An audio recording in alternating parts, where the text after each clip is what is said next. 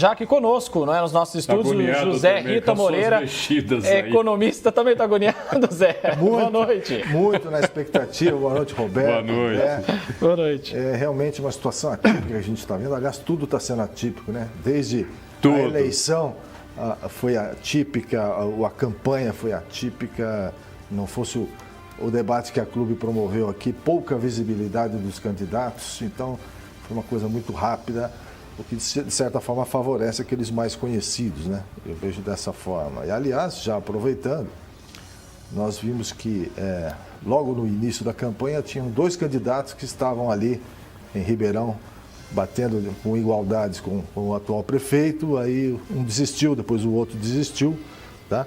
Então, enfim, é isso que eu estou dizendo, que além de ser uma campanha curta, muita gente desistiu no meio do caminho, pouca visibilidade e, enfim, então, para concluir essa situação atípica, está aí, não se divulga resultados, pronto. Um atraso, né? Zé, economia foi debatida a contento, na sua opinião, durante os debates, as entrevistas, os programas eleitorais, ou faltou debater mais a economia de Ribeirão Preto e da macro-região como um todo? Olha, falando de Ribeirão Preto, o que eu percebi é o seguinte, tudo bem, o atual prefeito, ele recebeu a prefeitura de quase R$1 bilhão de dívida, e até onde eu sei pagou 700 milhões, então houve todo um sacrifício, um esforço para que isso acontecesse, tá? E a partir daí, ok, ainda tem um saldo de 300 milhões para se pagar, só que a dotação de Ribeirão Preto anual é 3 bilhões de reais praticamente, né? Então, o que fazer com o restante? Nós estamos vendo diversas obras acontecer em Ribeirão Preto, nós sabemos que boa parte delas é recursos do governo federal que veio para ser feitas, e essa é uma verba carimbada, muita gente questiona, não, mas está fazendo viaduto em vez de fazer escola e tal. É uma verba carimbada, não tinha o que fazer. Então, respondendo a sua pergunta, sim, existe um volume de recursos consideráveis e eu não consegui ver com clareza o destino desses recursos aqui, de que maneira isso vai ser colocado em benefício da população.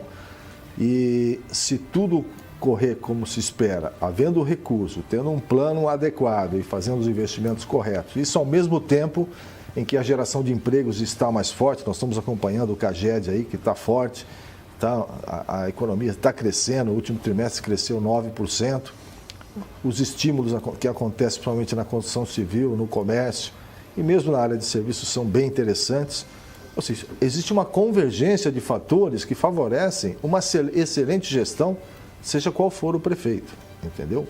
Falando em termos econômicos. Agora, depende muito da capacidade do prefeito realmente realizar o que tem que ser feito e, se tudo correr bem, nós vamos ter boas notícias daqui para frente. Continuamos aqui com o Zé Rita Moreira. Fique à vontade, professor Roberto, para falar também com o Zé Rita. Ô Zé Rita, a gente vem num dilema aí já de alguns anos quanto ao desperdício de verba pública que a gente não consegue muitas explicações. Você tem que fazer o viaduto porque a verba é empenhada, ou você tem que fazer o asfalto porque a verba é empenhada.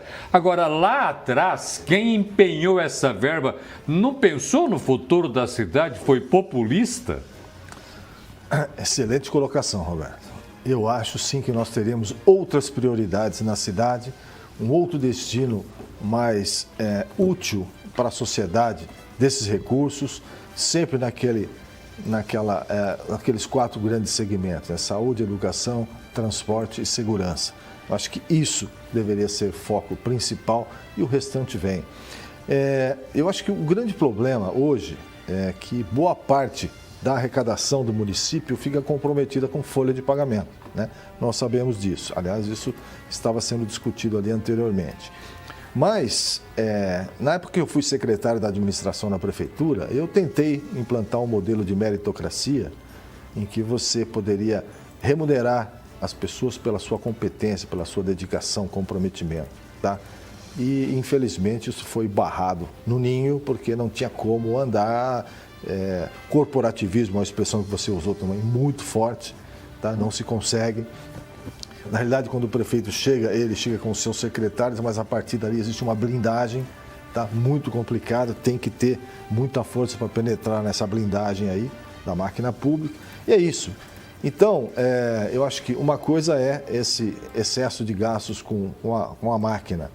Outra coisa são gastos talvez desnecessários ou não prioritários que são feitos, tá? Poderia dar um destino melhor para esses recursos.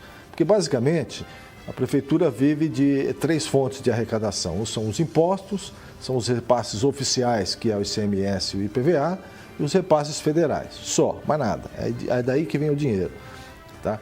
Quanto mais existe o exercício de conseguir os recursos internamente, isso é possível com esse avanço da economia, isso é muito importante e possível, tá? Eu acho mais interessante.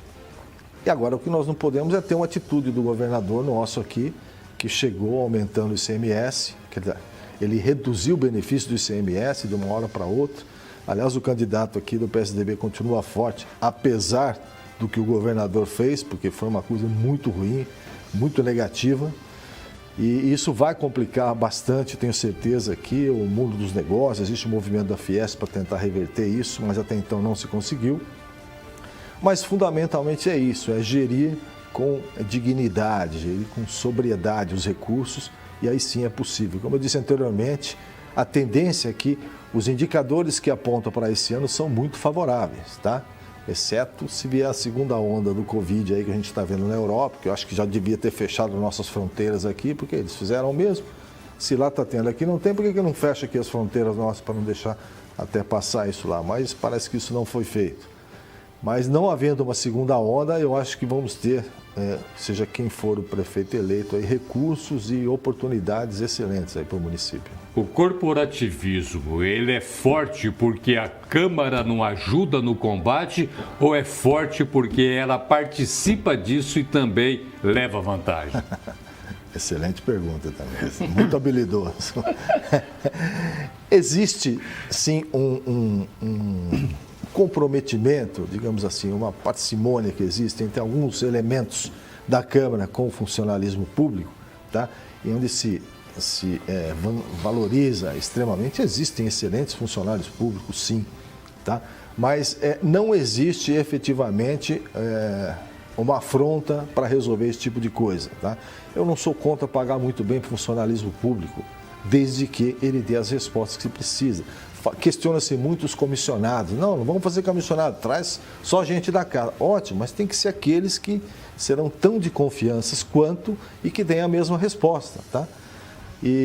Mas só concluindo, a questão é a seguinte do corporativismo. O funcionalismo entende que esse prefeito, esse secretário, ele é provisório, eu sou definitivo. Então, ele vai até um certo ponto a partir daí. Então, sim, existe essa blindagem e a Câmara poderia fazer esse papel de intermediar para poder entrar nisso, fazer alguma coisa racional ali dentro, adequada, dentro da lei, exatamente, tá? E um saneamento seria muito interessante que fosse feito. Vamos ver se é possível disso acontecer. Continuo injuriado com essa olhada demais aí nisso. Nada até agora? Nada. Continuamos às cegas. Eu estou vendo aparecer aqui no nosso retorno aqui, o pessoal de casa também consegue acompanhar a cidade. Cidades pequenas, Jardinópolis, nada por enquanto. Vamos ver a próxima aqui. Jeriquara, lá na região de Franca, pequenininha, nada até agora, Roberto. Imagina, mas lá em Jeriquara, se é que processou os votos, só não subiu, todo mundo já está sabendo quem está eleito, né? Porque cidade pequena, a notícia corre. Cravinhos, a sua cidade? Nada. Se aparecer, eu falo para o senhor Tá com exclusividade. Zé Rita, analisando friamente, vai demorar um tempo ainda para a economia recuperar o prejuízo causado pela pandemia? E aí eu vou além. Bom prefeito é aquele que, se não ajudar, também não pode atrapalhar, que aí facilita. Só de não atrapalhar já facilita. Muito bem colocado também, André. Parabéns hoje, excelente nível. Né? Combinamos aqui hoje. Combinamos. Exatamente. Quanto menos a política se intrometer na economia, melhor ela será. A economia é uma ciência exata, ela se autorregula, tá? Existem fatores endógenos, tá? E exógenos que interferem, tipo a própria pandemia foi um fator como esse que prejudicou o desenvolvimento da economia. Nesse momento, o setor político acho que fez um excelente papel com o auxílio emergencial, que segurou. Tá? Nós vimos que o desempenho do último trimestre, aí 9,7, nós vamos sair à frente de muitos países da Europa, inclusive, dessa pandemia. Tá? Mas o político bom é aquele que cria fatores que favorecem o desenvolvimento, mas não se intromete, tá? O que é se intrometer? Por exemplo, mudar a tributação de uma hora para outra. O mercado não gosta de insegurança, o mercado gosta de certeza. Tanto é que nós vimos que com a possível eleição do Biden, as bolsas de valores no Brasil subiram 12% em uma semana. Por quê? Porque ele é melhor que o outro? Não necessariamente, pelo menos ele não é tão instável quanto o anterior. É isso que o mercado não gosta. Tá? E trazendo isso para a nossa realidade regional aqui, eu acho que quanto mais os políticos favorecerem o desenvolvimento econômico, mas não interferirem diretamente, tá? O mercado vai fazer o seu papel e a gente vai sair mais rápido do que se imagina dessa pandemia. Agora, uma coisa que a gente fica se perguntando é até onde o burocrata que mexe no secretariado, no planejamento, até onde ele pode ir na educação, até onde ele atrapalha aquilo que pode chegar de reivindicação das pessoas que estão morando na cidade, conhecendo as necessidades da cidade e esperando definições. Por que esse burocrata sempre breca alguma coisa? Eu passei por isso recentemente. Então, posso lhe dizer de Por favor. Tá? Existem alguns trâmites internos que ninguém entende direito por que eles acontecem, mas, fatalmente, eles criam bloqueios. A velocidade que, por exemplo, a iniciativa privada tem para conduzir os seus negócios, que a área de você de jornalismo tem, que é muito veloz, o mesmo não se aplica ao serviço público, ele é burocrático, ele é paquidérmico, ele é lento, tá? E depende de várias assinaturas, vários papéis, vários carimbos, tá? E depende que um comitê se reúna para definir alguma coisa sobre isso. Então, houve a reunião do comitê, mas a sua não estava na pauta, então fica... Enfim, cria-se um modelo extremamente pesado e aí também entra o mérito do serviço público de tentar reverter isso, porque isso faz parte daquela blindagem para baixo, entendeu? Daquela máquina na velocidade dela. Então, eu acho que isso, sim, poderia ser revisto. A modernização começa a ser feita. Acho que o poupa-tempo já é um bom diferencial. O mesmo poderia ser aplicado a vários outros processos que acontecem dentro da prefeitura. Tá? Isso poderia, sim, reverter, usar a tecnologia, usar a inovação, usar a internet para isso. E acabar um pouco com carimbos e xerox. Zé Rita, nos últimos dias nós mostramos no Jornal da Clube aquelas empresas que já perderam sentido de existir em Ribeirão Preto porque ultimamente dão prejuízo. Então nós mostramos, por exemplo, a situação da Coderp, Coab, Transerp, enfim. O próprio IPM, que é um instituto, também dá uma certa dor de cabeça. Próximo gestor vai ter esse desafio, colocar as finanças em dia e começar a olhar para essas empresas com mais critério? Vale a pena continuar ou vale a pena não continuar com essas empresas que já contribuíram lá no passado? É o que a gente fala. Todas elas em algum momento contribuíram. Hoje já não contribui tanto assim. Eu acho que já não contribui porque você tem modelos alternativos mais velozes, mais eficazes e aí se aplica o que eu estava dizendo aqui, essa lentidão, ela não é compatível com o que o mercado espera. A Coderp, por exemplo, a sua constituição é brilhante, desenvolvimento econômico de Ribeirão. Aliás, quando se fala em desenvolvimento econômico, se diz o quê? Atrair capital, atrair investimentos, tá? E é através disso que vai se gerar emprego, vai se gerar salário e não precisa ficar dando esmola para a pessoa, dar um salário. O ser humano quer a sua dignidade, quer ter o seu salário para honrar a sua família. Tá? Eu vejo assim. Então, o auxílio emergencial ele foi interessante, mas ele é momentâneo, não pode ser perpétuo. Os profissionais, as pessoas têm que ter o seu emprego para conduzir. Então, acho que a primeira coisa a fazer é um rápido diagnóstico de viabilidade, de manutenção ou não dessas empresas, rápido. Tá? A continuar com a Coderp, o que ela pode produzir, que tipo de negócio ela pode gerar, como é que ela vai faturar para o município, tá? Que tipo de serviço o mercado está buscando, com a infraestrutura que ela tem hoje, o que ela pode oferecer, tá? E isso me parece que não está sendo feito, né? Então, aí sim, aí entra aquela falta de decisão que prejudica muito. A Coab é mais ou menos na mesma linha. Eu acho que a Coab também precisa ser revista, ou ela se moderniza e passa a prestar serviço de qualidade, ser rentável, ou ela não faz sentido de existir. Agora, não dá para fazer de conta que ela está ali, eu não vou me preocupar e passando, porque isso é custo. Esse custo vem para o município. Nós sabemos que essas empresas são deficitárias, então o prejuízo cai, quem paga isso somos nós, tá? Contribuintes, Então, sim, eu acho que é fazer diagnóstico rápido, talvez vá ferir algumas suscetibilidades, porque aí é região de um, região de outro, não importa. Mas tem sim que ser decidido para não ficar postergando um problema. Vamos solucioná-lo. O que a gente sente no que você está falando, por exemplo, quando a CETERP foi privatizada, uma gritaria infindável. Tomavam como exemplo a Telefônica de Londrina. Olha lá, existe, está indo bem. Quebrou. Quebrou Londrina. Sercontel. Quebrou, não existe mais. Se continua aqui, quebraria aqui também. Quer dizer, que mentalidade é essa que nós não conseguimos combater e não conseguimos vencer? Para dizer, olha, tem alguns segmentos que o Estado não tem que se meter. Ou seja, o Estado na federação, o Estado no município, enfim, tira o Estado. Por que a gente não tira? Estou dando de novo o exemplo da CETERP. Se ela continua, estava quebrada. Exatamente. Então, naquele momento, se fez um estudo, que eu imagino, qual era... A iniciativa privada vê a capacidade do negócio de gerar resultados futuros. Ponto. É isso que interessa. Então, a iniciativa privada viu na CETERP essa possibilidade. Veio, fez uma oferta.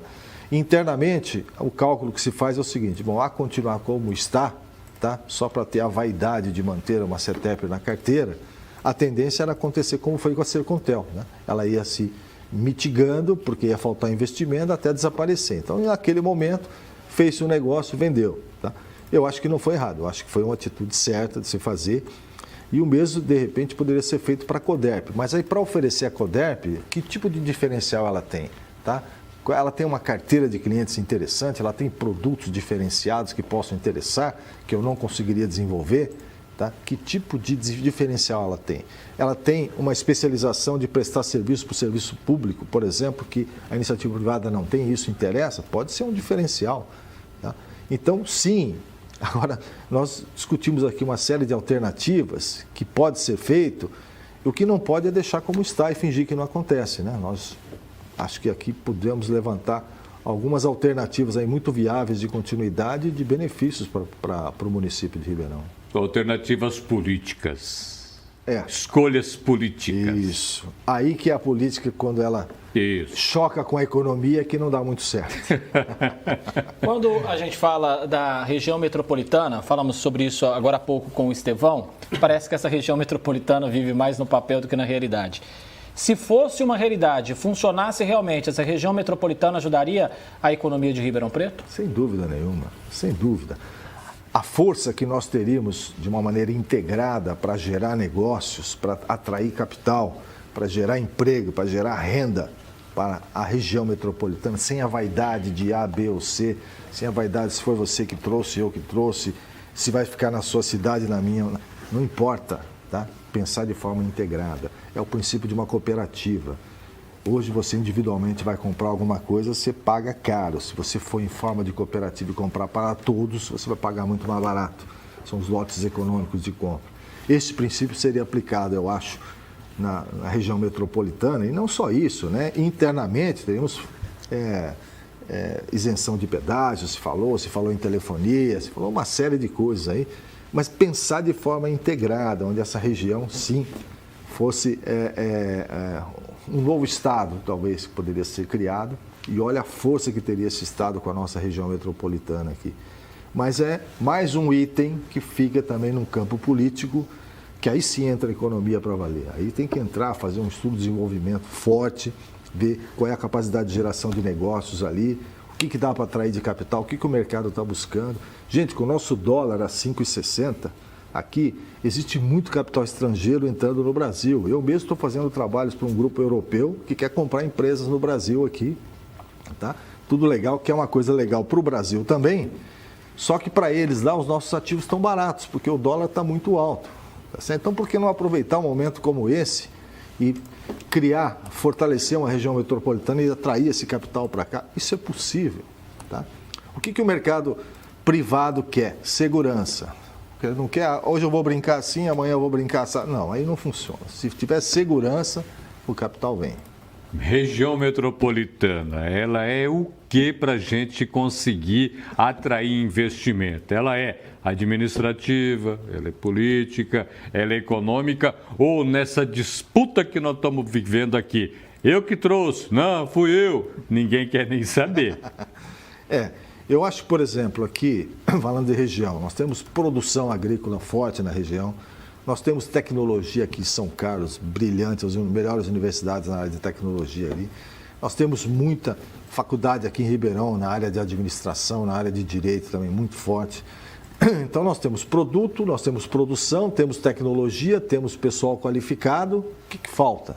Tá? Falta sentar e blindar isso, fazer realmente acontecer a região metropolitana e começar a vendê-la de uma forma integrada. Não é vender a cidade A, a cidade B, C, não. É vender integrado. E aí, deixar a vaidade de lado e pensar de forma integrada que todos vão se beneficiar com isso. Pode ter certeza disso.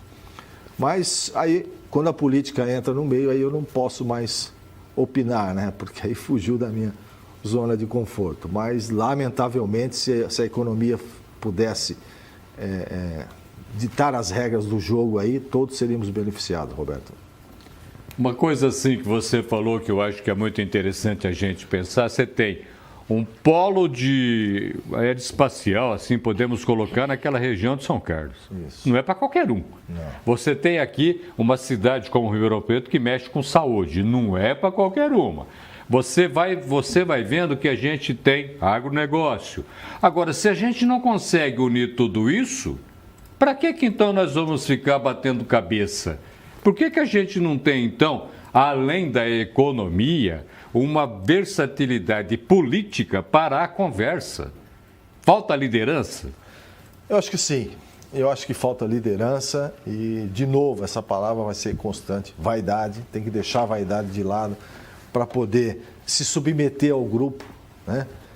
Quando eu faço trabalhos de planejamento sucessório de empresas, tudo vai muito bem até a hora que ele descobre que ele tem que delegar. Quando ele tem que delegar, ele fala, não, isso aqui eu não... vamos parar por aqui, tá? É mais ou menos o que acontece. Então, não, vamos montar a região metropolitana e tal, agora eu vou liderar. Não, agora você não, eu quem lidera. Não, mas eu vou dar palpite aqui. Não, mas essa gestão... Enfim, é isso. Tem que fazer como se fosse realmente uma cooperativa ou uma empresa, criar uma estrutura, criar responsabilidades, definir metas. Você é o gestor, tá? Então você tem que atrair 20 bilhões de reais de investimento nos próximos 4 anos aqui, você tem que gerar X mil empregos, tá? E esse grupo vai estar te apoiando para que isso aconteça. Quem que vai buscar lá? Distribui responsabilidades, entendeu? Trabalhar de uma forma integrada. Isso é perfeitamente possível. Neste ponto, a CODERP teria uma relevância grande, desde que tivesse um corpo econômico forte lá dentro, aí ela entraria muito forte, né, para isso tudo acontecer. Eu acredito muito, viu? Quem sabe agora, para essa próxima gestão, a gente não consiga iluminar os nossos governantes para retomar o assunto de região metropolitana, porque seria muito bom para todos nós. Como os vereadores, Zé, podem contribuir com esse momento pós-pandemia para a recuperação da economia? O vereador também não tem que se meter com a economia, deve ficar lá no canto deles e não atrapalhar. Ficar quieto. Ficar quieto. Ou, de alguma maneira, eles podem contribuir? Eu acho que sim, eles podem contribuir, eles podem favorecer as leis aí que vão facilitar, de repente, a geração de emprego, facilitar a vida das empresas de alguma forma, estudar algum tipo de benefício que possa ser dado. Acho que é discutir com o executivo alguma coisa mais pontual, tá? Específica, ouvir. Talvez alguns investidores chegam aqui em Ribeirão, eles vão procurar o prefeito, aí não acontece, vai na Câmara conversar com um vereador ou outro, tá? E aí, eu acho que sim, além da Câmara poder fazer uma pressão, fiscalizar a prefeitura, ela pode sim, de repente, desenvolver ali ideias e os estudos de viabilidade podem partir dali também e já mostrar pronto para o prefeito, tá, qual é a sugestão da Câmara, e se ele topar, eles providenciam o regulamento para que isso aconteça, vão atrás de legalização disso, tá? E sim, e tudo. Agora, eu sei que eles têm muitas outras preocupações, né? Eu estou vendo só o lado econômico, eles têm problemas de habitação para cuidar, de saúde, de transporte, enfim, tudo mais. Mas, pelo lado econômico, eu acho que seria muito bem-vindo se algo fosse feito nesse sentido aí, tá? Criar um núcleo econômico dentro da Câmara. Esse núcleo econômico discute com o prefeito e com os outros prefeitos, e de repente esse núcleo se cria em cada um dos municípios, e aí esse pessoal começa a conversar e traz alguma coisa pronta para o prefeito, né? Então, vamos torcer para que isso aconteça aí. Vamos torcer. Zé Rita Moreira, economista, muitíssimo obrigado pela sua participação aqui na nossa transmissão e vamos aguardar o coração aí, hein? Obrigado pela oportunidade aí, parabéns pelo trabalho de vocês, como sempre. Muito obrigado, a gente que agradece. É a melhor informação aqui na tela da Clube com as eleições 2020. Até já.